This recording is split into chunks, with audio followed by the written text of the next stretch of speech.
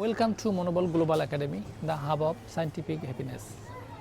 ইতিবাচক মনের বাড়ি, সুখে শান্তিতে বসবাস করি। ইতিবাচক মনের বাড়ি, সুখে শান্তিতে বসবাস করি। কথাটা অর্থ হলো আমাদের জীবনে আমাদের বিজ্ঞান যেটা বলছে, সাইকোলজি যেটা বলছে, সাবকনসিয়াস মাইন্ড, অবচেতন মন, আমাদের কনসাস মাইন্ড, আনকনসাস মাইন্ড এবং সাবকনসিয়াস মাইন্ড। আমরা যা দেখি তো বরফ খণ্ডকে যদি আমরা ইয়েতে চুবানো হয়, এর হচ্ছে যে 1 ভাগ থাকে উপরে, 9 ভাগ থাকে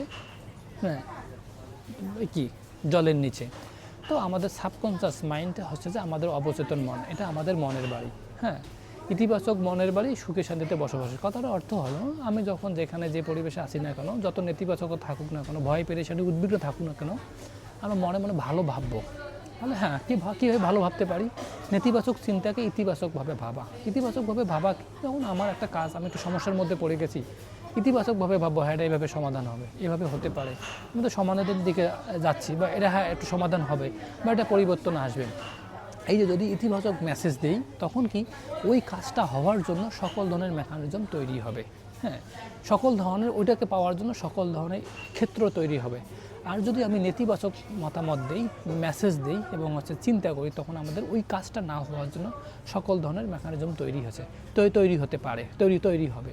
এটা নিউরো সায়েন্স, এটা সাইকোলজি, এটা সাবকনসিয়াস মাইন্ড এই কথাটাই বলে। তাহলে আমাদের জীবনে যে কোনো মুহূর্তে, যে কোনো পরিস্থিতিতে, সর্বাবস্থায় আমাদের ইতিবাচক থাকতে হয়। যখন আমরা ইতিবাচক থাকব, তখন আমাদের নিউরোনাল ফাংশন বেড়ে যায় এবং ওই কাজটা হওয়ার জন্য সকল ধরনের মেকানিজম আমাদের তৈরি হয়। যেমন আমি এখন এখানে বসে আছি, ভাবছি যে আমার টাকা পয়সার সমস্যা, ঘর বাড়ির সমস্যা, ছেলেমেয়ের পড়াশোনার সমস্যা, জমি জমার সমস্যা, কী হবে ভবিষ্যৎ, এটা না ভেবে ভাবতে হবে ছেলেমেয়ের সমস্যা, অবশ্যই আমার ছেলে ভালো কিছু করবে, আমার মেয়ে ভালো কিছু করবে। টাকা পয়সার সমস্যা, আচ্ছা ঠিক আছে, টাকা পয়সার তো সমস্যা, আচ্ছা ঠিক আছে, এইভাবে যদি সমাধান করি তাহলে হয়তো আমার জন্য ভালো, ভবিষ্যতে আমার ছেলেমেয়ের জন্য ভালো। আচ্ছা ঠিক আছে, এই পরিবেশে এই কাজটা করবো কিনা, ইতিবাচক জিনিসগুলোকে ভাবে। আচ্ছা ঠিক আছে, ফোনটা নিয়ে ইতিবাচকভাবে আমি এটাকে ফোন দিই, এই ব্যক্তিকে ফোন দিই, সে সহায়তা করতে পারে কিনা। আচ্ছা ঠিক আছে, এখন সবাই তো আমাকে খারাপভাবে দেখে, আচ্ছা ঠিক আছে, আমি ইতিবাচকভাবে ওই তাদের সাথে যোগাযোগ করি, সমাধান করার কৌশল দেখি। এই যে যদি প্রত্যেকটা মুহূর্তকে, প্রত্যেকটা সমস্যাকে, প্রত্যেকটা বিরক্তিকে, প্রত্যেকটা নেতিবাচকতাকে যদি আমি ইতিবাচকভাবে দেখে ওইভাবে যদি কাজ করি, ওই সমস্যা কখনোই থাকবে না। সাইকোলজি বলে যে আমরা যে পরিবেশ বা পরিস্থিতি থাকি বা যে সমাজ ব্যবস্থায় থাকি, আমাদের মধ্যে নেগেটিভ অটোমেটিক থট আমাদের মধ্যে সবসময় কাজ করে এবং আমরা একটা ভালো জিনিসকেও ভালোভাবে দেখতে পারি না, আমরা একটা সুন্দর জিনিসকেও সুন্দরভাবে দেখতে পারি না, আমাদের একটা সম্ভাবনাময় জিনিসকেও আমরা সম্ভাবনাময়ভাবে দেখি না। কারণ কি, আমরা নেতিবাচক ভাবি, সম্ভাবনা দেখি না, আমাদের বিরক্তি কাজ করে।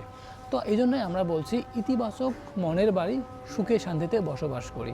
পরিস্থিতি যাই হোক, ইতিবাচক আমাদের যে মনটা, ব্রেনে আমাদের ইতিবাচক ভাবনা থাকতে হবে এবং প্রত্যেকটা সমস্যার বিপরীতে ইতিবাচক চিন্তাগুলোকে, ইতিবাচক সম্ভাব্য ক্ষেত্রকে, ইতিবাচক সম্ভাব্য কাজগুলোকে আমরা যদি ধারণ করি এবং ওটা চেষ্টা করি, তাহলে কোনো সমস্যায় আমাদের দীর্ঘায়ু হবে না, কোনো সমস্যা আমাদেরকে এত কষ্ট দেবে না।